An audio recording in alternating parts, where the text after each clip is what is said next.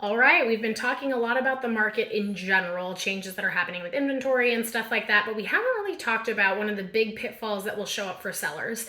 And it's not really a change in value, or at least at this point in time, we're not seeing any downgrades in pricing or expected declines, but you can hit your own house with a decline by not doing pricing right the first time.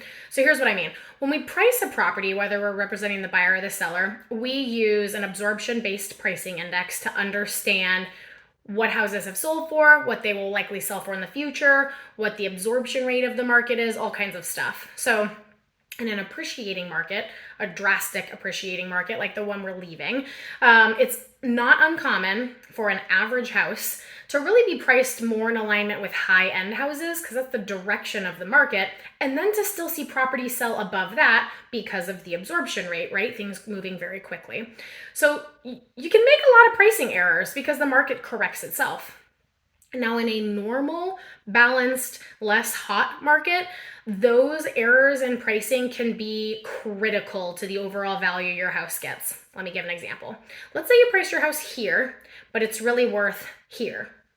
And you think, well, that's okay because I'll just do a price reduction to get it closer to here. Well, in that same time, you got market worn. And so a buyer now sees your house worth this much. And you continue to chase the market down unless you do a very aggressive price reduction to kind of correct and catch up right away. Why is that so critical right now? One, because sellers and homeowners are just not there's no need for them to be as up to date on the market as a professional would be, right? A seller has a job and is learning their own craft at their level, and not having to babysit the economy related specifically to real estate. And so it's not uncommon for us to run into people who just aren't as up to date on the market. They shouldn't be, right? That's why you hire a professional.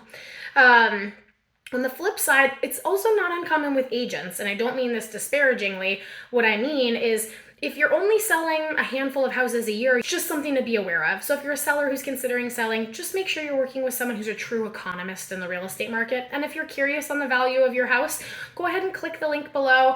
It's helpful to just get a broad strokes idea on value that's going to be a little bit more accurate than Zillow. And then if you ever do get to that bridge where you're thinking about selling, that's when you bring in a real estate agent to really help you correctly price and diagnose an expected sales price of your house. I hope this was helpful information and that you have a great day. Bye-bye.